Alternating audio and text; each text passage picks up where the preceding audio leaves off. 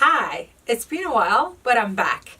And this time we're talking about the now infamous H&M branding faux pas. A black boy wearing a hooded top, bearing the words, "coolest monkey in the jungle"?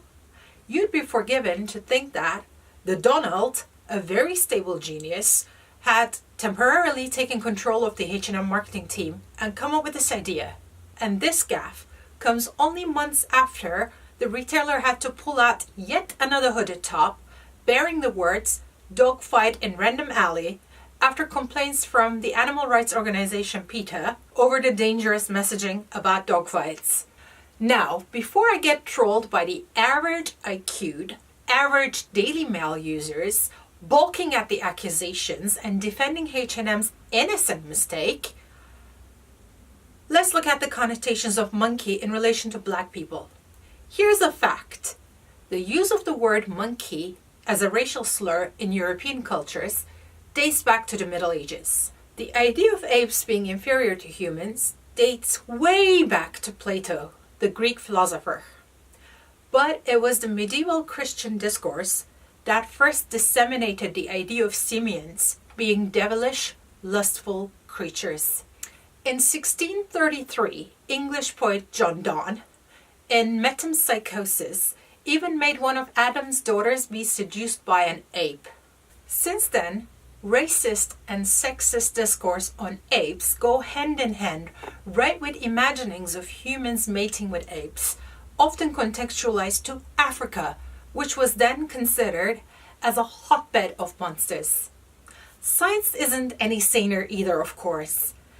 Mid-19th century genetics did nothing to dispel the myths, instead perpetuating the theory that black people are straight descendant of apes and hence inferior to Caucasians on the spectrum of evolution in one fell swoop of scientific racism. As these notions spread through arts and sciences, popular culture jumped on the bandwagon too, with repellent combinations of sexist and racist imagery all around. Think King Kong, the monstrous black simian, baring its teeth, dragging away the white damsel in distress.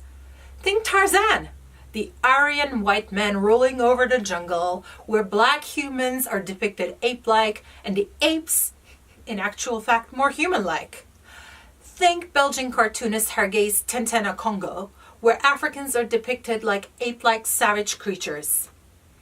Unsurprisingly, in the Belgian Congo, macaque was used as a racist term by whites against the blacks, as was macacos in the Portuguese Africa.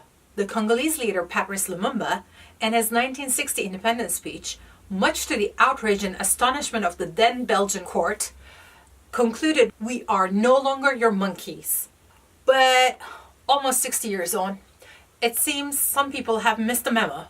Barack and Michelle Obama have often been at the receiving end of simianization, as has R&B singer John Legend, as have many a footballer on the pitches around Europe being hurled banana skins, as have many a school children on the playgrounds around Europe being hurled racist language, the simplest of which, guess what?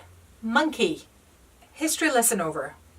Whether you like it or not, H&M and its supporters, when you put a white kid in a jungle survivor hoodie and a black kid in a coolest monkey one, you're inadvertently re-invoking a racial slur dating back centuries. To H&M and those equally tone-deaf, short-sighted, or racist to defend this image, the best answer perhaps comes from John Legend. Black folks have had to deal with being called monkeys for a long time, and dehumanization has always been kind of a method of racism and subjugation of black people, and that's just a part of American history. And it's a part of the present, apparently. We saw with the former President Obama, whenever people wanted to discount him or discount his wife, they compared them to apes. And we've seen that frequently. I'm not hurt by someone saying that to me, because I'm smarter, I'm stronger. I look down on that person that would say something like that. But it's a shame that it still exists. H&M, you heard?